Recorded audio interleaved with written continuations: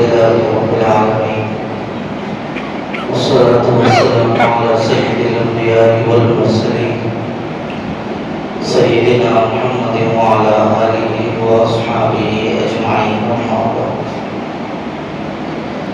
فأعوذ بالله من الشيطان الرجيم بسم الله الرحمن الرحيم يريدون أن يطفئوا نور الله بأفواههم والله متم نوره ولو كره الكافرون صدق الله العظيم اللهم صل وسلم وبارك على سيدنا محمد وعلى آله وأصحابه أجمعين أما بعد قابل قدر معزز بھائیوں و بزرگوں، ایمان پر باقی رہنا اور اپنے ایمان کی سلامتی کی فکر کرنا یہ ہماری ذمہ داری ہے۔ ایمان پر قائم رہنا بھی ضروری ہے اور ایمان کی حفاظت کی فکر کرتے رہنا بھی ضروری ہے۔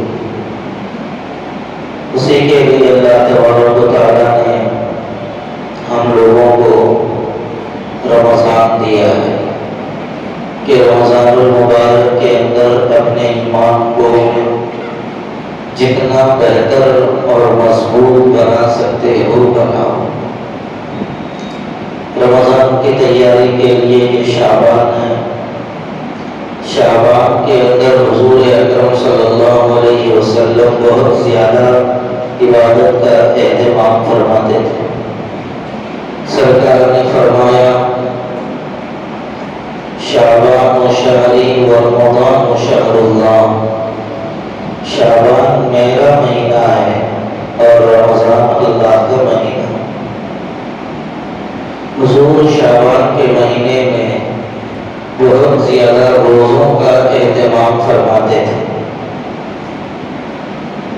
ایک روایت اس سلسلے میں ہے کہ شعبان کے روزے افضل ہیں یا پھر محرم کے روزے افضل ہیں یا دوسرے نفل روزے افضل ہیں، تو فرمایا گیا شعبان کے روزے افضل ہیں۔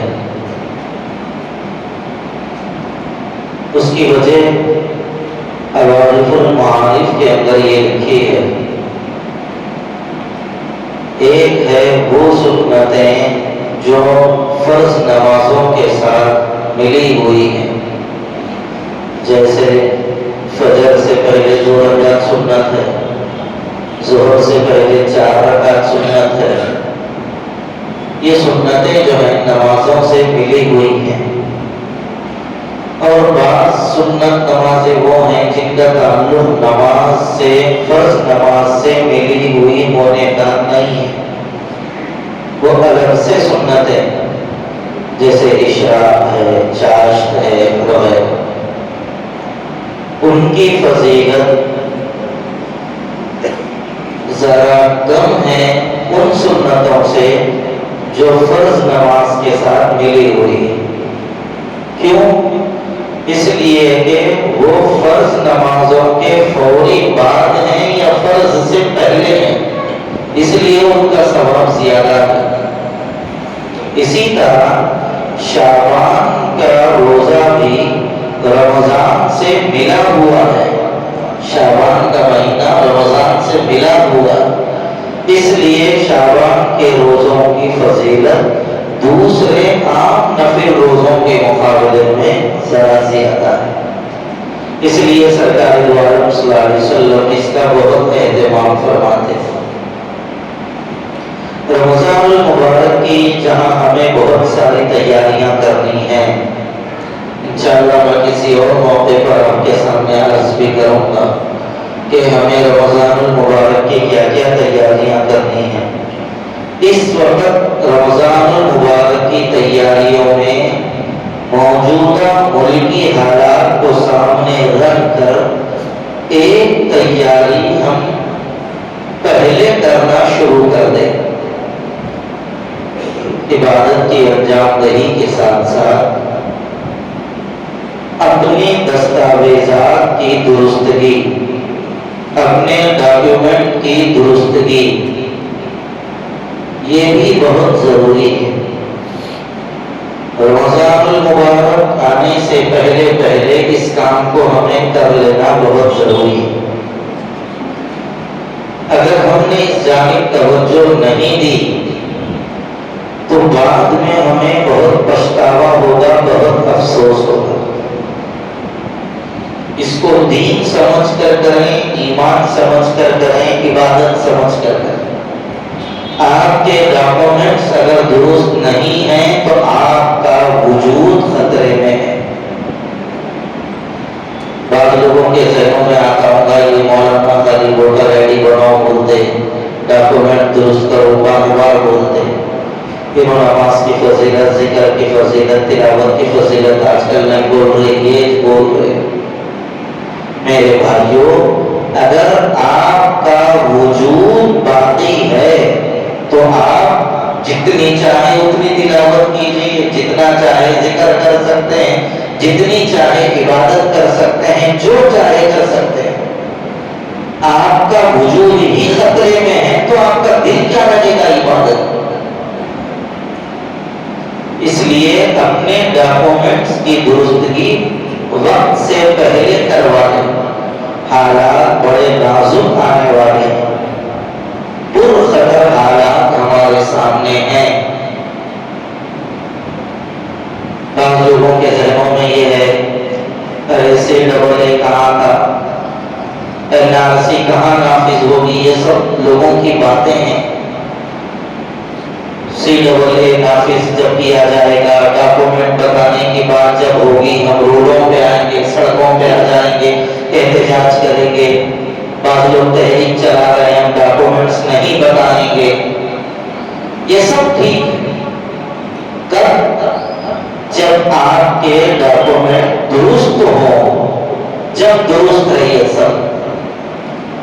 آپ اپنے ڈاکومنٹ اور دستاویزات مکمل طور پر درست کر لیں، اس کے بعد آپ یہ نعرہ لگائیں میں ڈاکومنٹ نہیں بتاؤں گا، میں دستاویزات نہیں دکھاؤں گا، روڈوں پہ آ جائیں گے، NRC کے خلاف، CAA کے خلاف احتجاج کریں گے۔ یہ اس وقت بات درست ہوگی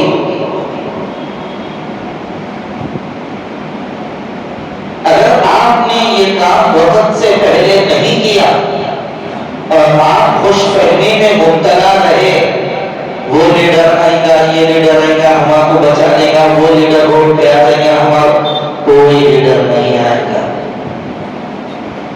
جب برے حالات آتے ہیں کوئی آپ کا ساتھ نہیں دے گا۔ یقین نہ ہے تو کورونا کو دیکھ لو، خالی شک یہ گھر کے اندر کورونا کا مریض ہے، شک پایا گیا، پولیس کی گاڑی آ رہی تھی، بٹھا کے لے کے چلے جائے۔ کون سا لیڈر آیا صاحب ہماری بستی میں پولیس کی گاڑی نہیں آنا، کوئی مریض ہے اس کو اور پریشان نہیں کرنا۔ کتنے لیڈر روڈ پہ آئے بتائیے آپ کو؟ لیڈر خود مخبری کرے، ارے یہاں ہے دیکھو آؤ۔ اس لیے غیروں کے ان کے بھروسوں پہ مت رہیے۔ برے حالات آئیں گے تو یہ سارے اپنی دلوں میں گھس جائیں گے، آپ پریشان ہوں گے، کوئی آپ کا ساتھ نہیں دے گا۔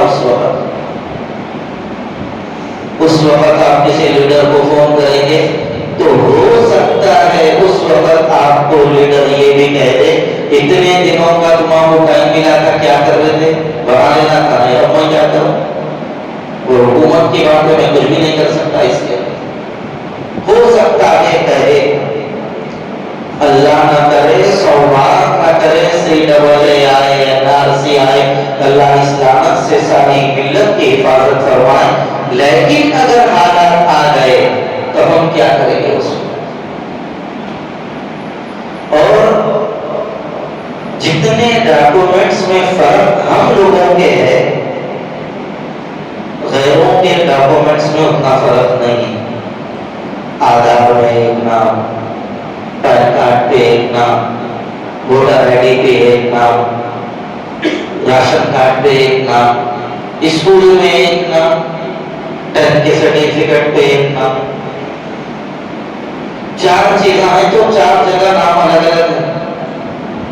यह नाम एक है तो स्पेलिंग की गलती है।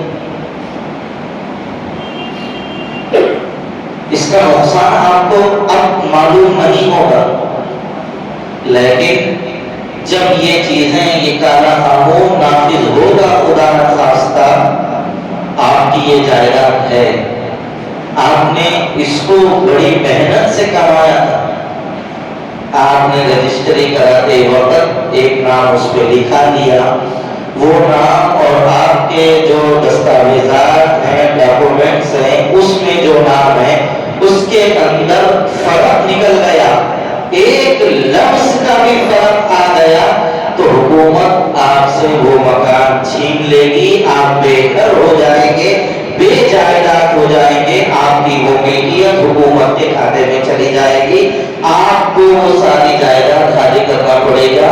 इस वक्त बुलडोजर चलाना कोई मुश्किल नहीं है हुकूमतों के लिए। इसको हल्के में लेने का वक्त नहीं है। मौलाना खालिद बिन नदवी साहब ने तो यहाँ तक फरमाया है, ये टाइम देख लो, मेरे को देख लो, मेरा नाम मालूम कर लो, और मैं जो इस वक्त बात बोल रहा हूँ, अगर मेरी इस बात पर इस वक्त अमल नहीं करोगे तो बाद में जब ऐसे हालात आएंगे, खून के आंसू रोओगे, उस वक्त मुझे याद करो। हमारे डॉक्यूमेंट दुरुस्त हैं, हमारी सारी कार्रवाइयां सही हैं, उसके बाद हम नारा लगाएंगे, एहतजाज करेंगे, जो करना है उस वक्त करेंगे, लेकिन अंदर से तो हम मजबूत रहना ना। कोई पहलवान हमारे घर में लड़ने के वास्ते आ गया, कोरोना का मन देख लेता हूँ, कोरोना का मन देख लेता हूँ, खरीदते में कुछ भी तैयारी नहीं करे, 4 डिप्सा नहीं मारे, 4 डंबल्स नहीं उठाए, कुछ भी नहीं करे, अपनी जगह बैठे, वहां बड़े से बड़ा पहलवान आया तो भी मैं देख लेता हूँ, कुछ भी नहीं करे, ना कुश्ती करना सीखे, ना लड़ना सीखे, आप तो बड़े से बड़ा पहलवान मैं देख लेता हूँ। जब पहलवान घर के सामने आया तो क्या करते, बातें खाली बातें रह जाती। ऐसे वक्त में मेरे भाइयों, तैयारी के साथ हम रहेंगे तो मुकाबला कर सकेंगे।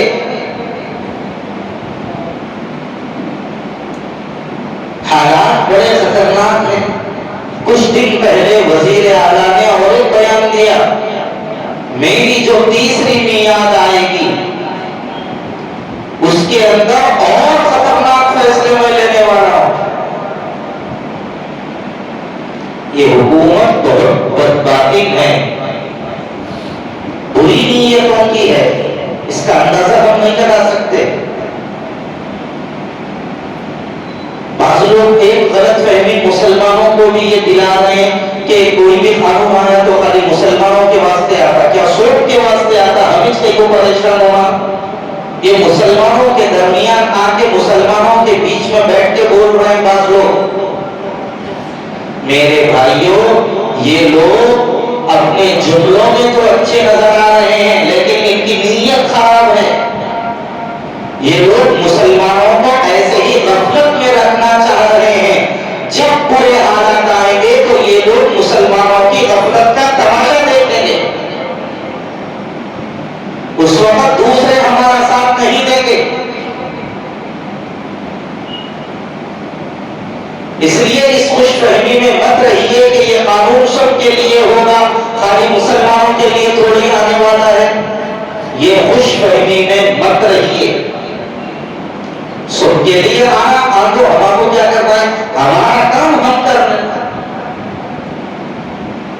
भाई ये घरों को आग लगने वाली है, पता चल गया ये लाइन से। मेरे घर को लग रही, क्या सबके घरों को लग रही बोल के अपने घरों को हम गैस के तेल डाल के तैयार रखते हैं। सब कुछ लग रही, भाई मेरे घर को लगी तो क्या हुआ। कोई ऐसा अक्लमंद है, बेवकूफ से बेवकूफ इंसान भी यही कहेगा कि भाई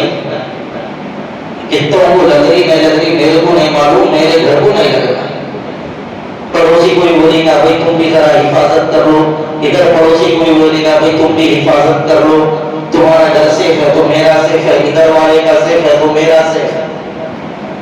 تو ایسے ہی حالات جب برے آتے ہیں تو سارے مسلمان متحد ہو کر سب کو بچانے کی فکر کرنا ضروری ہے۔ آسام میں آیا یہ کالا قانون، آرمی میں نوکری کیا ہوا آرمی، ملک کا فوجی، آرمی ریٹائرڈ انسان بھی اپنی سٹیزن شپ ثابت نہیں کر سکا، ڈاکومنٹس میں درستگی نہیں ہونے کی وجہ سے اس کو بھی لے جا کے ڈال دیا گیا ڈیٹینشن سینٹر میں، کوارنٹائن کر دیا گیا اس کو۔ اب کیا سمجھ رہے ہیں؟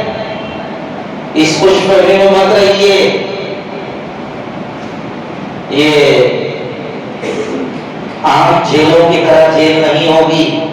آپ کوئی بھی جا کے آیا جیل کو دیکھ لے تو نہیں چلے، آپ ان کوارنٹائن سینٹروں کو دیکھیں گے پریشان ہو جائیں گے، آپ کا وجود خطرے میں پڑ جائے گا، نہ کانوں میں اذان کی آواز آئے گی، نہ آپ کو عبادت کرنے کا موقع دیا جائے گا، وہاں پر لوگ موت مانگیں گے، موت بھی جلدی نہیں آئے گی۔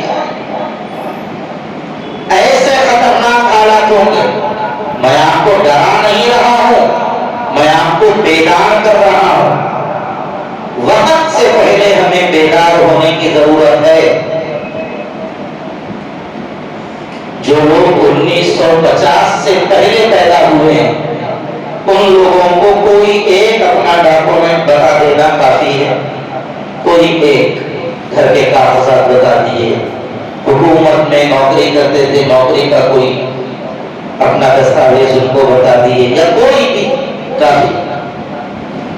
1950 سے لے کر 1950 سے لے کر جولائی کی 1 تاریخ 1987 کی جولائی کی 1 تاریخ سے پہلے تک اس دوران جو پیدا ہوئے ہیں 1950 سے لے کر جولائی 1 جولائی 1987 تک، ان لوگوں کو پاسپورٹ یا پھر برتھ سرٹیفکیٹ بتانا ضروری ہے۔ پاسپورٹ بھی آسانی سے بن جاتا، بنا لینا چاہیے۔ ہم لوگوں کو پاسپورٹ حج کو جا رہے تو یاد آتا ہے تو عمرے کو جا رہے تو یاد آتا ہے۔ بعض اتنے عقل مند ہیں ہم مسلمانوں میں، بیٹے انجینئر ہیں، 40-40 ہزار روپئے بیٹے کما رہے ہیں، بیٹے کو MBA پڑھا دیے، لیکن ان کا حال یہ ہے بھائی حج کو جاؤ، کل آخری تاریخ ہے، فارم داخل کرو۔ ایک صاحب کو بولے تو صاحب حج ہاؤس کو جا کے فون کر کے یہ بول رہے مول صاحب آپ بولے تو میں فارم داخل کرنے کے واسطے آیا، لیکن یہاں پاسپورٹ مانگ رہے، میرے پاس پاسپورٹ ہی نہیں ہے۔ کتنے عقل مند ہیں ہم لوگ۔ یہ ایک دستاویز ہے، اس کو بنا کے رکھیے۔ حج عمرے کو جائیں گے جانے کے ٹائم، لیکن یہ بنا کے رکھیے۔ سب سے ایتھینٹک اور سب سے مضبوط سرٹیفکیٹ برتھ سرٹیفکیٹ ہے۔ پیدائش کا تصدیق نامہ برتھ سرٹیفکیٹ یہ سب کا بن جاتا ہے، آسانی سے ابھی بھی بن رہا ہے۔ کسی بروکر کو پکڑیے، وہ آپ کا کام کرا کے دے دے گا، اکثر بیٹھے آپ کا کام ہو جائے گا۔ نہیں یہ بروکر کا بیچ میں رشوت لے رہا ہے، رشوت دے رہا ہے، آپ کو یہ بات معلوم ہو گئی اور آپ رشوت لینے دینے سے بچنا چاہتے ہیں، لائر کو پکڑیے، کسی وکیل کو پکڑیے، وہ آپ کی طرف سے درخواست دے گا، ایفیڈیوٹ بنا کے داخل کرے گا، ایک مرتبہ آپ کو کورٹ جانا پڑے گا، پھر اس کے بعد آپ کی تحقیق ہوگی، 2 وٹنس کے ساتھ آپ کا برتھ سرٹیفکیٹ بن جائے گا۔ کوئی مشکل نہیں ہے، یہ بھی بننا آسان ہے۔ تو جو لوگ 1950 کے بعد سے لے کر 1 جولائی 1987 تک اس دوران پیدا ہوئے ہیں، ان کے لیے برتھ برتھ سرٹیفکیٹ یا پھر پاسپورٹ بتا دینا کافی. جو لوگ 1 جولائی 1987 کے بعد سے 2004 تک پیدا ہوئے، دسمبر 2004 اس دوران جو پیدا ہوئے ہیں، ان لوگوں کو صرف اپنا ڈاکومنٹ بتانا کافی نہیں ہے، ان لوگوں کو ان کے والدین کا بتانا بھی ضروری ہے. میرے سب ٹھیک ہیں لیکن میرے والد کا ڈاکومنٹ نہیں ہے، ان کی سٹیزن شپ جو ہے نا فائنل نہیں ہوئی ہے، ثابت نہیں ہو سکی، تو میں اپنے ڈاکومنٹ سارے رکھ کر بھی ناکام ہو جاؤں گا، مجھے کر دیا جائے گا کوارنٹائن لے جا. اس لیے والد اور والدہ دونوں کے ڈاکومنٹس کو بھی ہم درست کر کے رکھیں اپنے ساتھ. جو لوگ 1987 جولائی کے بعد پیدا ہوئے ہیں 2004 سے پہلے تک دسمبر، اپنا بھی بتانا پڑے گا، اپنے والدین کا بھی بتانا پڑے گا. جو بڑی عمر کے لوگ ہیں وہ اپنی اولاد کا درست کرائیں. اور یہاں پر تقریباً نوجوان ہیں، تقریباً جو یہاں پر مجموعہ میں سمجھتا ہوں 1987 کے بعد کے تھے، تقریباً یہاں پہ مسئلہ ہو جائے گا ہم لوگوں کا. اس لیے اپنے ڈاکومنٹس کی درستگی کروا لیں، یہ بہت اہم اور ضروری ہے. اس کو ہم ایسے ہی ہلکے میں نہ لیں. آپ کو معلوم ہونا چاہیے جب مصیبت آتی ہے ہر چیز اپنی قیمت مانگتی. ابھی یہ جو 6 ضمانتیں حکومت نافذ کرنا چاہتی تھی، اس کے لیے فارم مانگ رہی تھی، بھائی میرے آدھار کارڈ پہ جو ہے نا ایڈریس چینج کرنا ہے، 2000 روپے دو کر کے دیتے. نہیں میں سینٹر پہ چلے جاتا ہوں، آدھار سینٹر پہ گئے، کوئی سلاٹ بک نہیں ہو سکتا آپ کا 8 تاریخ کے بعد. ہوا نہیں ہوا، بھائی میرے کو انکم سرٹیفکیٹ بنا کے دیو، کل ہونا ہے تو 2000 دے دو، پرسوں ہونا ہے تو 700 روپے دو. ہوا نہیں ہوا. جب مصیبت سر پہ آتی ہے تو ہر چیز اپنی قیمت مانگتی. مولانا خالد بن ندوی صاحب نے فرمایا کہ آسام کے اندر جب یہ مصیبت آئی تو لوگوں نے 5 لاکھ روپیے کے آفر دیے لوگوں کو، ہم 5 لاکھ روپیے آپ کو دیں گے، ہمارے ڈاکومنٹ درست کر دو. 5 لاکھ دے کر بھی ڈاکومنٹ درست نہیں ہوئے. سمجھیے اس بات کو. اب 500 روپے کے اندر اندر ہو جاتے اگر ہم کرا دیے. اس لیے مصیبت سر پہ آنے کے بعد بیدار ہونا کوئی عقل مندی کی بات نہیں ہے. الیکشن سے پہلے بھی بہت کچھ بدل سکتا ہے. اللہ حفاظت فرمائے ہم لوگوں کی اور ساری امت کی حفاظت فرمائے. ہم لوگ بہت زیادہ خواب غفلت میں رہتے ہیں. ہم لوگوں کے اندر کوئی سیاسی شعور نہیں ہے. سیاسی شعور کا مطلب ہم یہ سمجھتے ہیں 2-4 لیڈروں کے بارے میں ذرا بات کر لیے، ذرا ایک آدھ پارٹی کے بارے میں تھوڑا بہت بول لیے بیٹھ کے، ذرا اس کے بیانات سن لیے اور میں بھی بہت بڑا سیاستدان بن گیا. یہ ہم لوگوں کے ذہنوں میں سیاست کا سین نہیں معلوم. کئی لوگوں معلوم آپ بولتے ہم سیاست کر رہے، ہم 5 الیکشنوں سے ووٹر آئی ڈی کا کام کر رہی ہے، کر کچھ بھی نہیں معلوم. آپ ورکر بنے ہیں، نوکر بنے ہیں، لیڈر نہیں بنے. آپ جس پارٹی کے ہیں وہ پارٹی کی چیزوں سے ہٹ کے ملت کے مفاد میں بولنے کے لیے آپ تیار ہی نہیں، تو آپ کیسے لیڈر ہیں؟ آپ تو نوکر ہیں. کئی لوگ ورکر بن کے لیڈر سمجھ رہے ہیں اپنے آپ کو، کئی ہے ایسے، ان کو سیاست کا سین بھی نہیں معلوم. اسلامی سیاست سرکار کی زندگی کا بڑا حصہ ہے.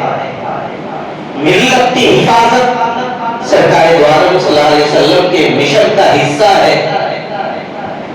اس لیے سیاسی شعور بیدار رکھیں، خاموش انداز سے یہ تحریک چلائیں، سب لوگوں کو اس بات کو سمجھائیں. ہمارے لوگ خاموش بولے تو خاموش بھی نہیں سمجھتے. گزشتہ الیکشن میں اتنا سمجھایا گیا کہ بھئی خاموش محنت کرو، خاموش محنت کرو. نہیں سنے کوئی کسی ایسی میں سمجھتا ہوں کوئی سمجھا رہے تھے ہوں گے آڈیو ریکارڈ کر لیا وائرل کر دیا ہمارے جلسے کے بارے میں گوشر محل کے بارے میں یہ گستاخ رسول ہے اس کو ہرانا ضروری ہے یہ سمجھ کے کہ جتنے لوگوں کو پہنچیں گے اتنا زیادہ فائدہ ہوگا 2 دن پہلے تک حالات موافق تھے وہ ملعون کو وہ آڈیو مل گئی انہیں ویڈیو بنا دیا میرے خلاف دیکھو یہ پورے مسلمان متحد ہو کے کیسا کام کر رہے ذرا یہ سنو پورے وہ الیکشن مذہب کی بنیاد پہ ہو گیا پورا کا پورا ذہن تبدیل ہو گیا تو پورا معاملہ چوپٹ ہوا ہم لوگ سمجھتے نہیں بات سنجیدگی کے ساتھ پوری اتحاد فکر کے ساتھ ہوش مندی کے ساتھ ہمیں اس وقت کام کرنے کی ضرورت ہے اور رمضان کی تیاریوں میں دین سمجھ کر اس بات کو شامل کر لیجئے کہ ہمیں اپنے ڈاکومنٹس کو درست کرنا ہے اپنی اولاد کے اپنے بھائیوں کے اپنے بڑوں کے اپنے رشتہ داروں کے اپنے دوستوں کے اپنے ملنے جلنے والوں کے ہم سب کے ڈاکومنٹ درست کرنے کی کوشش کریں گے انشاءاللہ یہ فکر اس وقت لے کے رہیے رمضان سے پہلے اس کام کو کر لیجئے اللہ تعالیٰ صحیح علم و عمل کی اپنے کرم سے توفیق عطا فرمائے وآخر دعوانا